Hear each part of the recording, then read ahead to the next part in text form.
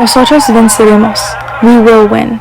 This was a statement by Cesar Chavez, an outcry for the national farm worker rights in the Delano grape strike. Over 100 years after the end of slavery, Hispanic and Filipino farm workers in Southern California faced conditions that mirrored that of slaves.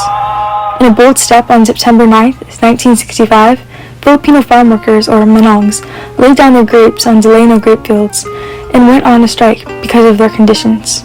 Their conditions were recognized as harsh by organizers like Cesar Chavez, Dolores Huerta, and Larry Itliong, who led their efforts and expanded the strike into a boycott for civil rights, with over 17 million Americans in protest by 1970. The over half-a-decade strike turned the tide for farm workers across the United States and Filipino and Hispanic Americans seeking recognized rights within their work and their country.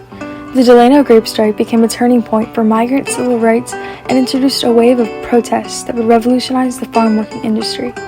By the late 1920s, 75% of farm workers in California were Hispanic and Filipino. Racism persisted throughout this time, driving saturation of American fields, and locking migrant generations in toil and poverty. Receiving slave wages well under minimum wage, often 70 cents per hour, grape workers lived in labor camps owned by the growers, often living in sheds and their children going malnutritious and uneducated. All summer long, keep the richest agricultural state in the country afloat. And then after summer's gone, they're asked to leave these camps and to move on.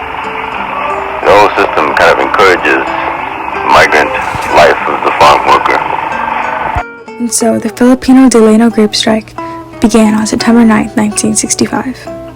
Enter Cesar Chavez, a migrant worker from Arizona who experienced the Californian fields, called to action the National Farm Workers Association, along with Dolores Huerta, to carry out the Hispanic strike. The Hispanic strike was forming alongside the Filipino Delano strike, only 8 days after the Filipino workers laid down their grapes.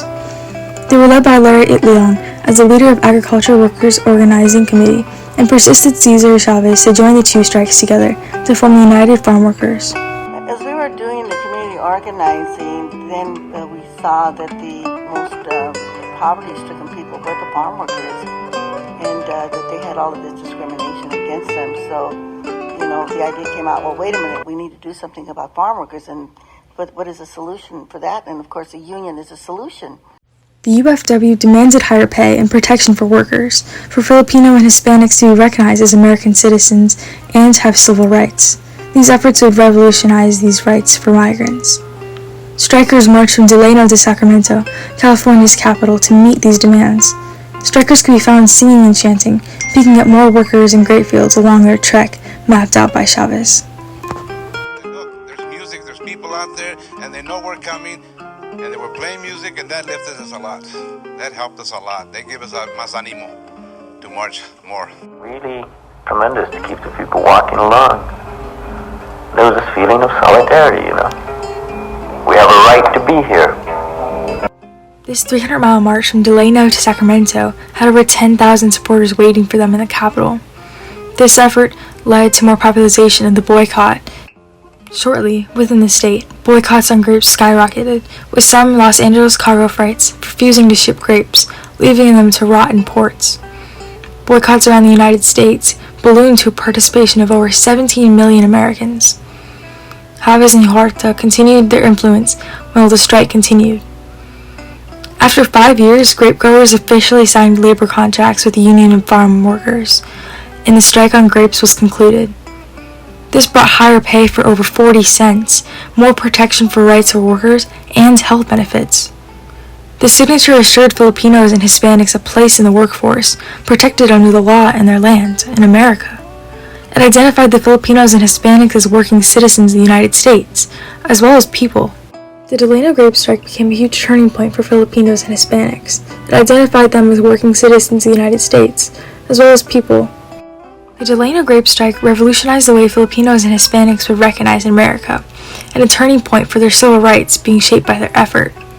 Huerta and Chavez's work still remains today, supporting farm workers across the United States through charity and farming rights and resources. The 20-worker strike on September 9, 1965 is a mark of one of the greatest civil rights social justice movements according to Chavez. What started out as a small strike has proved to be a pioneering event, or a turning point in history for Hispanic and Filipino immigrants. It is also a turning point for farm workers and Americans alike, who can all relate to the matters of social justice and civil rights. They claimed their rights for themselves in this moment, but they also claim their rights for future generations and for all of America, that they can be secured underneath the law.